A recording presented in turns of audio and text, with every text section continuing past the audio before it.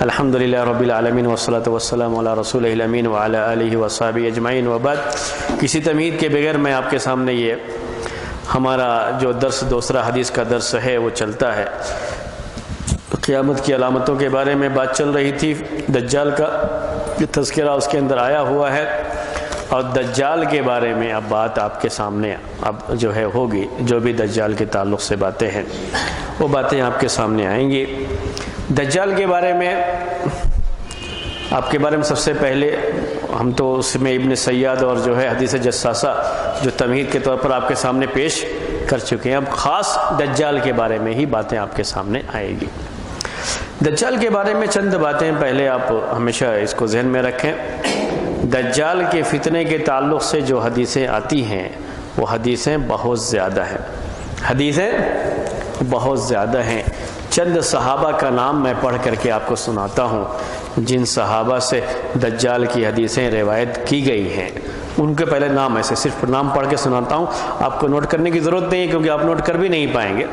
لیکن صرف یہ بتانے کے لیے کہ کتنے صحابہ سے یہ حدیثیں آئی ہوئی ہیں تاکہ آپ اچھی طرح اس بات کو سمجھ جائیں کہ یہ احادیث متواتر ہیں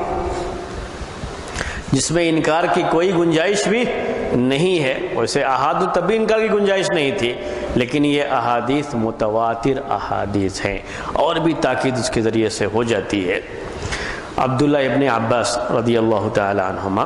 عبداللہ ابن عمر رضی اللہ تعالی عنہما، عبداللہ ابن مسعود رضی اللہ عنہ، ابو سعید رضی اللہ تعالی عنہ، ابو بکرہ رضی اللہ تعالی عنہ، ابو ہریرہ رضی اللہ تعالی عنہ، ابو امامہ رضی اللہ تعالی عنہ، ابو عبیدہ رضی اللہ تعالی عنہ، ابی بن کعب رضی اللہ تعالی عنہ، اسماء بنت عمیس رضی اللہ تعالی عنہ، اسماء بنت یزید رضی اللہ تعالی عنہ، ام سلمۃ رضی اللہ تعالی عنہ، انس بن مالک رضی اللہ تعالی عنہ، جابر بن عبداللہ رضی اللہ تعالی عنہما، حذیفۃ بن اسید رضی اللہ تعالی عنہ، حذیفۃ بن الیمان رضی اللہ تعالی عنہما، سعد بن ابی وقاص رضی اللہ تعالی عنہ، عائشہ رضی اللہ تعالی عنہ، عبادہ بن صامت رضی اللہ تعالی عنہ، عبداللہ بن عمرو رضی اللہ تعالی عنہما، عبداللہ بن مغفل رضی اللہ تعالی عنہ، عبداللہ عثمان بن ابی العاص رضی اللہ تعالی عنہ، علی بن ابی طالب رضی اللہ تعالی عنہ، فاطمہ بنت قیس رضی اللہ تعالی عنہ، النواس بن سمعان رضی اللہ تعالی عنہ۔ یہ وہ جو ہے نام ہیں جن سے دجال کی روایتیں آئی ہیں۔ میں نے چند نام آپ کے سامنے پڑھے ہیں، مکمل بھی جو ہے نہیں پڑھا ہے، میں نے یہ نام آپ کے سامنے پڑھے ہیں۔ یہ وہ صحابہ ہیں، صرف کثرت بیان کرنے کے لیے میں نے یہ نام آپ کے سامنے پڑھ دیے ہیں، یعنی کثرت سے صحابہ سے دجال کے بارے میں حدیثیں آئی ہوئی ہیں۔ چند نام تو ایسے ہیں جو آپ کو یقیناً اس جلدی میں بھی یاد ہو ہی گئے ہوں گے کہ ان صحابہ سے یہ حدیثیں آئی ہوئی ہیں۔ یاد دلانے کے لیے میں چند جو مشہور نام ہیں ان ناموں کو یاد دلانے کے لیے آپ سے پوچھتا ہوں، وہ نام جو ہے آپ جلدی میں بول جائیے۔ ابو ہریرہ، انس بن مالک، جی عبداللہ ابن عباس، عائشہ رضی اللہ تعالی عنہا، عبداللہ ابن مسعود، فاطمہ بنت قیس، فاطمہ بنت یزید، ام سلمہ، جابر بن عبداللہ۔ جی جتنے نام آپ کو جو ہے جو یاد ہو گئے، آپ کو صرف اتنے بولنے میں ہی وہ بھی 10 کے قریب پہنچ گئے نہیں 10 کے قریب پہنچ گئے نام آپ کو جو یاد ہو گئے۔ اللہ کے رسول صلی اللہ علیہ وسلم کے یہ مشہور صحابہ جن سے حدیثیں بکثرت روایت کی جاتی ہیں، چاروں عبداللہ اس کے اندر ہیں جن کو عبادلہ اربعہ کہا جاتا ہے، یعنی جو اللہ کے رسول صلی اللہ علیہ وسلم سے حدیثیں روایت کرنے والے صحابہ ہیں، جن میں سے بہت سے صحابہ کے نام عبداللہ تھے، لیکن 4 صحابہ اس میں جو بیان کیے جاتے ہیں عبادلہ اربعہ میں، وہ سب کی سب اس میں ہیں۔ عبداللہ ابن عباس، عبداللہ ابن عمر، عبداللہ ابن عمر ابن عاص وہ بھی اس کے اندر ہیں، ٹھیک ہے، عبداللہ بن زبیر وہ نہیں ہیں، ان کی جگہ پر عبداللہ ابن مسعود ہے،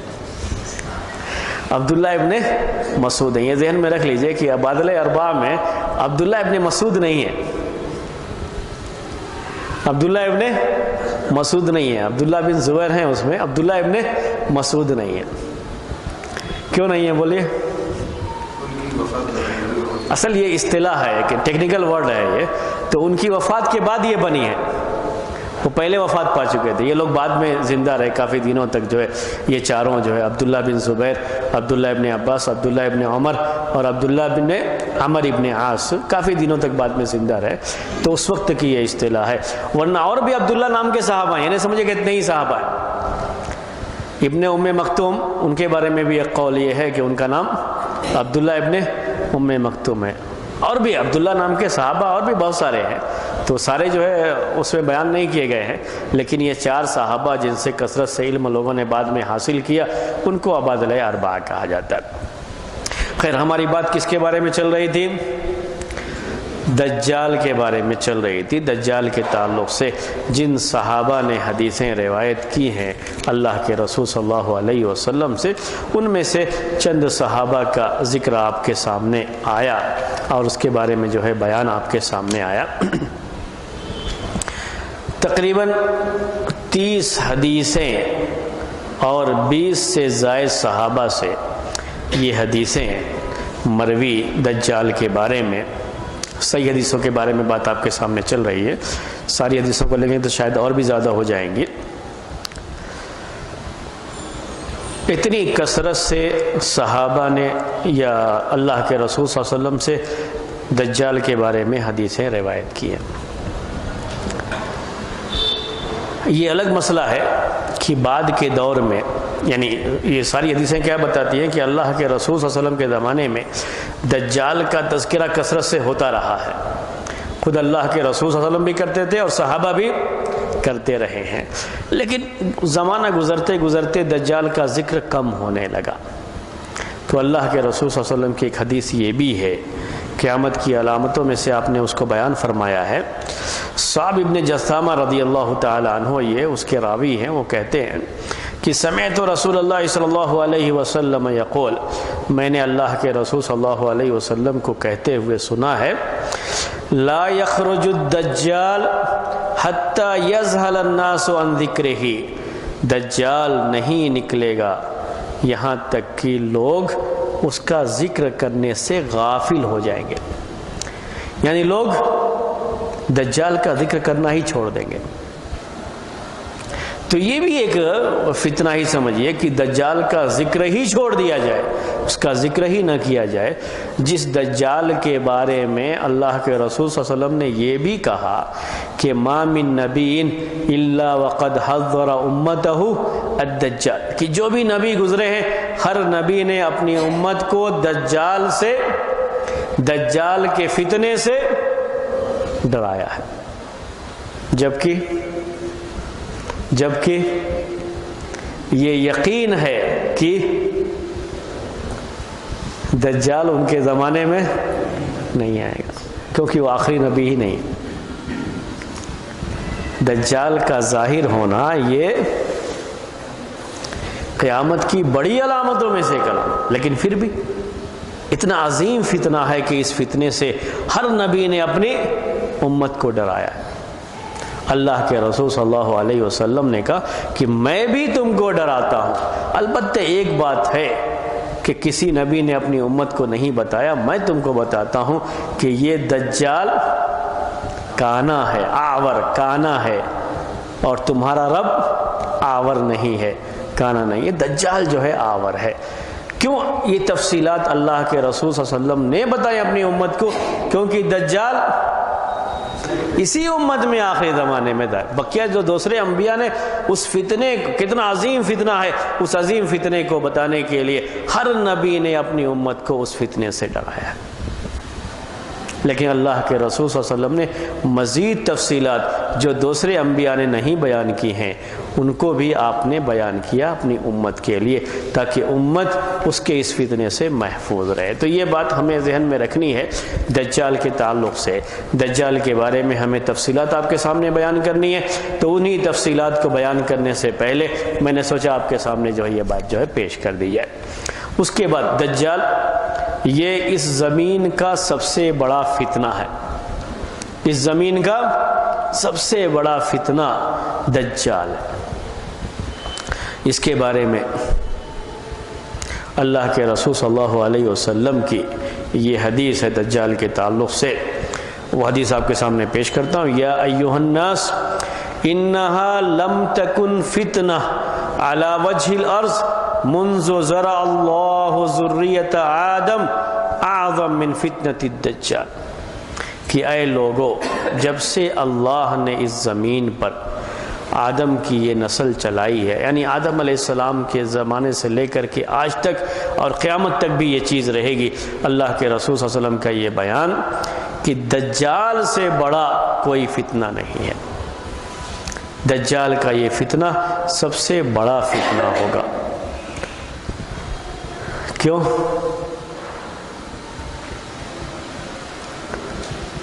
بولیے۔ ہاں، ایسے کام اس کے ذریعے سے، اتنا بڑا فتنہ کہ ایسے کام وہ کرے گا کہ جو ربوبیت سے تعلق رکھتے ہیں،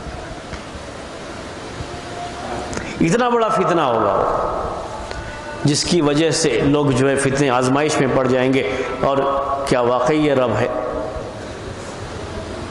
تو سب سے بڑا فتنہ اس زمین کا جو ہے اسی وجہ سے دجال کا یہ فتنہ ہے۔ بقیہ دوسروں کے بارے میں تو یہ ہے کہ ان کے یہاں ربوبیت کا کچھ بھی معاملہ نہیں ہے، یہ ربوبیت بھی اس کے پاس ربوبیت ہے نہیں، تو اللہ تعالیٰ نے یہ بعض چیزیں جو اللہ تعالیٰ کے لیے خاص ہیں، زندگی دینا اور موت دینا، تو وہ زندہ بھی کر دے گا لوگوں کے سامنے، اللہ تعالیٰ اس کو وہ دے گا، صلاحیت دے گا۔ کیوں؟ اس لیے کہ یہ ایک فتنہ ہے، لوگوں کی آزمائش ہے، اس کے ذریعے سے لوگوں کی آزمائش ہوگی، تو اس آزمائش کا ایک حصہ ہے کہ اللہ تعالیٰ نے اس کو یہ چیز دی ہے، یا اللہ تعالیٰ اس کو وہ چیز دے گا، اس وقت وہ چیز اس سے ظاہر ہوگی۔ تو دجال کا یہ فتنہ اس زمین کا سب سے بڑا فتنہ ہے، اور اسی لیے اللہ کے رسول صلی اللہ علیہ وسلم خود بھی اور ہم سب کو بھی یہ تاکید فرمائی ہے کہ ہم کثرت سے اللہ تعالیٰ سے دجال کے فتنے سے حفاظت کے لیے دعا کرتے رہے، ہے نہیں؟ کتنی مرتبہ دعا کرتے ہیں روزہ؟ کم سے کم ہے، کم سے کم 5 مرتبہ، کم سے کم، یہ 5 ہی مرتبہ نہ کہیے بلکہ کیا کہیے، کم سے کم 5 مرتبہ۔ بقیہ اور جتنی نمازیں پڑھتے ہیں تو اس میں تو آئے گا نا، تشہد میں آپ پڑھتے ہیں اس کو آخر میں، تو جتنی نمازیں پڑھیں گے اتنی مرتبہ آپ تشہد تو پڑھتے ہیں، لیکن ایک مسلمان کم سے کم 5 مرتبہ تو دجال کے فتنے سے پناہ طلب کرتا ہے۔ اللہ کے رسول صلی اللہ علیہ وسلم نے ہم کو یہ چیز سکھائی ہے دجال کے فتنے کے تعلق سے۔ اس کے بعد اللہ کے رسول صلی اللہ علیہ وسلم نے یہ کہا دجال کے بارے میں کہ دجال یہ اصفہان سے، خراسان کی جگہ، خراسان کا علاقہ ہے، وہاں سے یہ نکلے گا۔ دجال کے بارے میں اب تفصیلات جو ہے آپ کے سامنے جو پیش کر رہے ہیں، جو احادیث میں آئی ہوئی ہیں، وہ اس کے نکلنے کے بارے میں بتایا اللہ کے رسول صلی اللہ علیہ وسلم نے کہ یہ خراسان سے، خراسان میں بھی جگہ جو ہے وہ اصبہان ہے، اصبہان ابھی دنیا کے نقشے کے لحاظ سے خراسان کا یہ علاقہ ایران کے اس میں پڑتا ہے جو ہے، اور اصبہان کا علاقہ بھی جو ابھی ایران کا ایریا ہے اسی ایریے میں یہ پڑتا ہے، جو ایران جو کنٹری ہے اور اس میں جو یہ جگہ ہے اصبہان اسی کے اس میں پڑتا ہے یہ نقشے کے لحاظ سے۔ تو وہاں سے کہا اللہ کے رسول صلی اللہ علیہ وسلم نے اس کا دجال کا خروج ہوگا، یعنی وہ نکلے گا۔ اس کے بعد دجال ظاہر ہوگا، یعنی اس کے یہ فتنے ظاہر ہونا شروع ہوں گے، شام اور عراق کے درمیان جو مین روڈ کہہ لیجئے، عام شاہراہ کہتے ہیں اس کو اردو زبان میں، عام شاہراہ یعنی جو چوڑا روڈ ہوتا ہے، بڑی جو ہائی وے جو کہہ لیجئے، تو ہائی وے وغیرہ کو جو لفظ استعمال کرتے ہیں آج کی زبان میں، تو یہ عراق اور شام کے درمیان ہائی وے پہ کہہ لیجئے، ایک درمیانی جگہ پہ بڑے راستے پر اس کا ظہور ہوگا۔ وہاں سے اس کا فتنہ شروع ہوگا، لوگوں کو اس کی طرف دعوت دینا شروع کرے گا کہ میں رب ہوں، میرے اوپر ایمان لے آؤ۔ یہ حدیث میں لفظ یہ بھی آیا ہوا ہے۔ عراق تو ہم جانتے ہیں ابھی بھی نقشے میں عراقی کہتے ہیں اس کو، اور شام وہی سیریا وغیرہ کا جو علاقہ یہ ہے اس کو شام کہتے ہیں۔ اس کے درمیان کے جو ہے راستے میں بڑی جگہ میں بڑے راستے سے اس کا جو ہے یہ شروع ہوگا۔ اس کے بارے میں یہ بھی ہے کہ اللہ کے رسول صلی اللہ علیہ وسلم نے کہا کہ پہلا جو اس کا فتنہ شروع ہوگا وہ یہ کہ یہ نبی ہونے کا دعویٰ کرے گا۔ اللہ کے رسول صلی اللہ علیہ وسلم نے کہا انہو یبدأ فیقول انا نبی، یہ شروع کرے گا تو دعویٰ پہلے کیا کرے گا؟ انا نبی، میں نبی ہوں۔ اور کہا اللہ کے رسول صلی اللہ علیہ وسلم نے ولا نبی بعدی، میرے بعد کوئی نبی نہیں۔ اسی لیے جو نبوت کے دعوے دار آتے ہیں سب کو دجال ہی کہا جاتا ہے، سمجھئے نا؟ یعنی اللہ کے رسول صلی اللہ علیہ وسلم کے بعد جتنے لوگ بھی نبوت کے دعوے دار بنے کہ میں نبی ہوں، سب کو دجال، کیونکہ دجال تو بہت سارے ہیں۔ یہ تو اصل جو بڑا والا دجال ہے جو قیامت کی علامت ہے، ویسے تو دجال بہت سارے آئے ہوئے ہیں۔ تو کہا اللہ کے رسول صلی اللہ علیہ وسلم نے کہ یہ سب سے پہلے شروعات کس سے کرے گا؟ جو فتنوں کی شروعات ہوگی اس کی وہ یہ ہے کہ وہ نبی ہونے کا دعویٰ کرے گا۔ اور اللہ کے رسول صلی اللہ علیہ وسلم نے کہا کہ وَلَا نَبِيَّ بَعْدِي، ایک مومن کو کوئی پریشانی نہیں ہوگی، کیونکہ مومن جانتا ہے کہ نبی صلی اللہ علیہ وسلم کے بعد کوئی نبی آنے والا نہیں ہے۔ اس کے بعد پھر رب ہونے کا دعویٰ کرے گا، پھر رب ہونے کا دعویٰ کرے گا۔ ثم یسنی، عربی میں کہتے ثم یسنی فیقول انا ربکم، پھر دعویٰ کرے گا یہ دجال تو کہے گا میں تمہارا رب ہوں۔ اللہ کے رسول صلی اللہ علیہ وسلم نے کہا وَلَا تَرَوْنَ رَبَّكُمْ حَتَّى تَمُوتُوا، ایک مومن یہ ایمان رکھتا ہے کہ ہم اللہ کو اس دنیا میں نہیں دیکھ سکتے۔ جو یہ ایمان رکھتے ہیں وہ یقینی طور پر فوراً کہتے ہیں کہ اللہ تعالیٰ کو تو دیکھنا ممکن ہی نہیں ہے، رب کو دیکھنا دنیا میں ممکن ہی نہیں ہے، یہ رب کا دعویٰ کیسے کر رہا ہے، اس کو تو ہم دیکھ رہے ہیں، تو فوراً اس کو رد۔ یہی وہ دلیلیں ہیں، یہی وہ باتیں ہیں جو آج ایک مومن کی زندگی میں ضروری ہے کہ مومن ان باتوں کو سمجھے بھی، ان باتوں کو ذہن میں بھی رکھے تاکہ دجال کے فتنے سے وہ محفوظ رہے۔ اللہ کے رسول صلی اللہ علیہ وسلم نے کہا کہ رب ہونے کا دعویٰ کرے گا، اور تم اپنے رب کو دیکھو گے ہی نہیں، دیکھ ہی نہیں سکتے جب تک کہ تمہاری موت نہ، دنیا کی زندگی میں کوئی رب کو نہیں دیکھ سکتا۔ اور یہی صحیح بات ہے، اگرچہ کہ بہت سارے صوفیہ وغیرہ اس طرح کے جو ہے، اور بھی بہت سے لوگ ہوتے اس طرح کے دعوے کر جاتے ہیں جو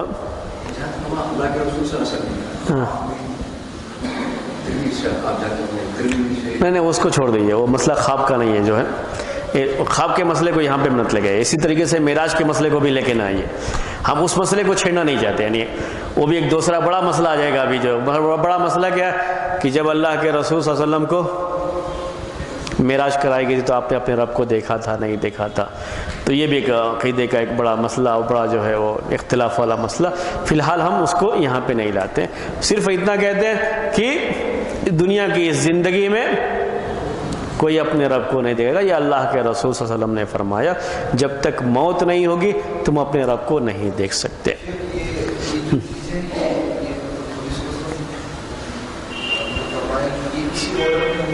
ہاں یہ ترتیب جو ہے بیان کر رہا ہوں، اللہ کے رسول صلی اللہ علیہ وسلم نے دجال کے بارے میں جو چیزیں بتائی ہیں احادیث میں جو آئی ہوئی ہیں اس کو اسی ترتیب سے میں آپ کے سامنے بیان کر رہا ہوں، ٹھیک ہے۔ اللہ کے رسول صلی اللہ علیہ وسلم نے یہ بھی پھر کہا کہ وہ جب رب ہونے کا دعویٰ کرے گا تو رب ہونے کا دعویٰ کرنا یہ صحیح کیوں نہیں ہے؟ اس لیے کہ تم اپنے رب کو نہیں دیکھ سکتے جب تک کہ تمہاری موت نہیں، اور یہ بھی ہے، آپ نے یہ بھی کہا پہچاننے کے لیے کہ وہ کانا ہے۔ انہو اعور وان ربکم لیس بعور، کہ وہ کانا ہے اور تمہارا رب کانا نہیں، اس لیے وہ نہیں ہو سکتا۔ تو ایک آنکھ اس کی ہو، ایک آنکھ کا کانا ہوگا، اور دوسری آنکھ کے بارے میں حدیث آئی ہوئی ہے کہ کعنبۃ طافیۃ، کہ انگور جیسے پھلا ہوا انگور ہوتا ہے، پھلا ہوا انگور جس میں رس جو ہے ویسا ہی یہ آنکھ بھی بڑی ابھری ہوئی ہوگی، بڑی جو ہے اوپر جو ہے یہ آنکھ ہوگی دوسری بھی، تو اس آنکھ میں بھی عیب ہوگا اور دوسری آنکھ میں بھی عیب ہوگا۔ دوسری آنکھ کا عیب کیا ہے کہ کانا ہے، اور اس آنکھ کا عیب یہ ہے کہ وہ آنکھ بالکل انگور کی طرح سے اوپر جو ہے ابھری ہوئی نظر آئے گی۔ اللہ کے رسول صلی اللہ علیہ وسلم نے دجال کے بارے میں یہ بات فرمائی۔ اس کے بعد یہ بھی فرمایا کہ اس کی دونوں آنکھوں کے درمیان لکھا ہوگا کاف فا را، یہ جو اس کا فتنہ ہے کہ میں رب ہوں، تو ایک مومن اس فتنے سے کبھی بھی متاثر نہیں اس کو ہونا چاہیے۔ اس کے لیے علامت بیان فرما دی اللہ کے رسول صلی اللہ علیہ وسلم نے کہ اس کی پیشانی دونوں آنکھوں کے درمیان کاف فا را لکھا ہوگا۔ تو بعض حدیثوں میں ایسے ہی لفظ ہے کاف فا را، الگ الگ کاف فا را، اور بعض روایتوں میں کافر لفظ ہے، یعنی یہی کہ کافر لکھا ہوگا، اس کی دونوں آنکھوں کے درمیان کافر لکھا ہوگا۔ بہرحال اس سے بات تو سمجھ میں آتی ہے کہ کاف فارا یہ وہی کافر کا جو ہے، کافر بتانے کے لیے یہ لکھا ہوگا اس کی پیشانی پر۔ اس کے بعد کہا اللہ کے رسول صلی اللہ علیہ وسلم نے کہ یقرأہ کل مومن،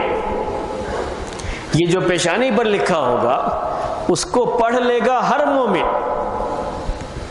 جس کے دل میں ایمان ہے، ایمان والا اس کو پڑھ لے گا،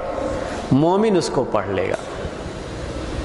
یقرأہ کل مومن کاتب او غیر کاتب، چاہے وہ مومن کاتب ہو یا کاتب نہ ہو، ہر مومن اس کو پڑھ لے گا، یہ کہا اللہ کے رسول صلی اللہ علیہ وسلم۔ ٹھیک ہے، کاتب اور غیر کاتب کا مطلب جو لکھنے والا اور نہ لکھنے والا، مطلب اس کا یہ ہے کہ اس نے پڑھنا سیکھا ہو یا پڑھنا نہ سیکھا ہو، عربی پڑھے ہوں تو بھی کوئی مسئلہ نہیں، نہ پڑھے ہوں تب بھی کوئی مسئلہ نہیں، لیکن دل میں ایمان ہونا چاہیے۔ ایمان اگر ہے تو اللہ تعالیٰ وہ صلاحیت دے گا کہ اس کو پڑھ لے گا آدمی، اور چاہے ہاں عرب دنیا میں رہنے والا عربی زبان کا سب سے بڑا ماہر آدمی ہی کیوں نہ ہو، ہاں اگر وہ دل میں وہ ایمان نہیں ہے تو نہیں پڑھ پائے گا اس کو۔ دل میں ایمان ہونا چاہیے، دل میں اگر ایمان ہے، صحیح معنی میں مومنانہ زندگی ہے، ورنہ عرب دنیا میں ایسے لوگ بھی ہیں جنہوں نے دجال کا سرے سے انکار ہی کر دیا، نہیں آپ کو تعجب ہوگا، وہ آخر میں انشاءاللہ باتیں بتائیں گے آپ کو، جیسے یہ باتیں آپ کو کس کے بارے میں بتائی تھیں، ابن سیاد کے بارے میں تفصیلات بتائی تھیں، اور جساسہ کے بارے میں تفصیل بتائی تھی، اور جو ہے مہدی کے بارے میں جنہوں نے انکار کیا ان کی تفصیلات بتائی تھی۔ تو انشاءاللہ جو لوگ دجال کے بارے میں انکار کرتے ہیں یا کچھ غلط باتیں کہتے ہیں وہ باتیں آخر میں آئیں گی۔ تو میں آپ سے کہہ رہا تھا کہ جن کے دلوں میں ایمان ہے، جو مومن ہیں، واقعی معنی میں مومن ہیں، وہ سب کی سب یہ پڑھ لیں گے جو اس کی پیشانی پر لکھا ہوگا۔ اللہ تبارک و تعالی نے اس کے ساتھ جو آزمائش، بڑی آزمائش ہے، بڑا فتنہ ہے، تو جو چیزیں اللہ نے اس کو دے رکھی ہیں، جو اس کے ساتھ چیزیں ہوں گی، تو روایتوں میں آتا ہے کہ روٹیوں کا پہاڑ ہوگا، روٹیاں جو روٹی ہوں گی، یعنی کھانے پینے کی چیز مان لیجئے اس کو ایک طرح سے، اور اس کے ساتھ جنت بھی ہوگی اور اس کے ساتھ نار، آگ بھی ہوگی۔ لیکن کہا اللہ کے رسول صلی اللہ علیہ وسلم نے فَنَارُهُ جَنَّةٌ وَجَنَّتُهُ نار، لیکن حقیقت یہ ہے کہ اس کے ساتھ جو آگ ہے انکار کرنے والوں کو اٹھائے گا اور اسی میں ڈال دے گا، لیکن اس کے لیے وہ مومن ہے،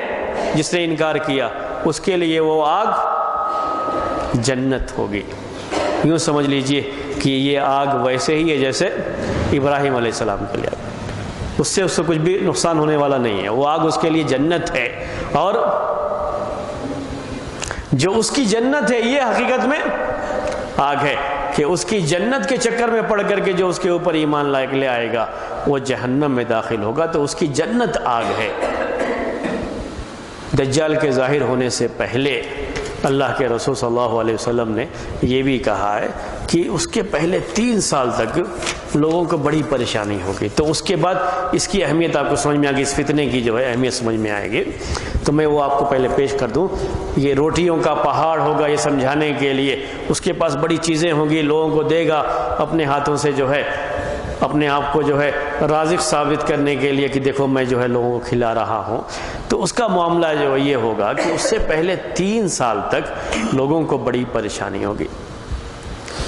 3 سال میں اللہ کے رسول صلی اللہ علیہ وسلم نے کہا کہ پہلے سال بارش کم ہوگی، پیداوار بھی کم ہوگی، اس کے دوسرے سال اس سے بھی زیادہ، اس سے بھی کم ہو جائے گی بارش اور اس سے بھی کم پیداوار ہو جائے گی، اور تیسرے سال تو بالکل ہی نہیں ہوگی، لوگ بہت پریشان ہو جائیں گے۔ آپ جانتے ہیں کہ جب حالت کیسی ہو جائے کہ دانے دانے کو آدمی ترس جاتا ہے، اور آپ کے سامنے کوئی ایسا شخص آ جائے جو ہر طرح سے چیزیں رکھے ہوئے ہیں، اس کے پاس جو ہے بڑی روٹیاں ہیں، کھانے کی چیزیں ہیں، تو اس کو دیکھ کر کے آپ اس کی طرف جلدی مائل ہو جائیں گے۔ آدمی جب بھوکا ہوتا ہے تو خالی پیٹ، تو اس لیے وہ فتنہ بہت بڑا فتنہ ہوگا کہ اس کے ساتھ روٹیاں ہوں گی، روٹیوں کا پہاڑ ہوگا، اور لوگوں کو اپنی طرف بلائے گا، جو اس کی بات مانیں گے ان کو دے گا، جو نہیں مانیں گے ان کو نہیں دے گا۔ تو بڑی آزمائش یہ مانی جائے گی، کیونکہ حالات بڑے خراب ہوں گے اس وقت کے۔ حالات کیسے ہوں گے کہ دنیا میں قحط سالی کی وجہ سے بالکل پیداوار نہیں ہے اور لوگوں کو بڑی پریشانی ہے۔ پریشانی کے دور میں اس طرح کی آزمائش بڑی آزمائش مانی جاتی ہے۔ تو یہ دجال کے بارے میں، دجال اللہ کے رسول صلی اللہ علیہ وسلم نے اور جو باتیں بیان فرمائی ہیں، انشاءاللہ آئندہ درس میں آپ کے سامنے اور جو ہے باتیں وہ آئیں گی۔ وقت ختم ہونے لگا، اس لیے اسی پر ختم کرتے ہیں۔ سبحانک اللہم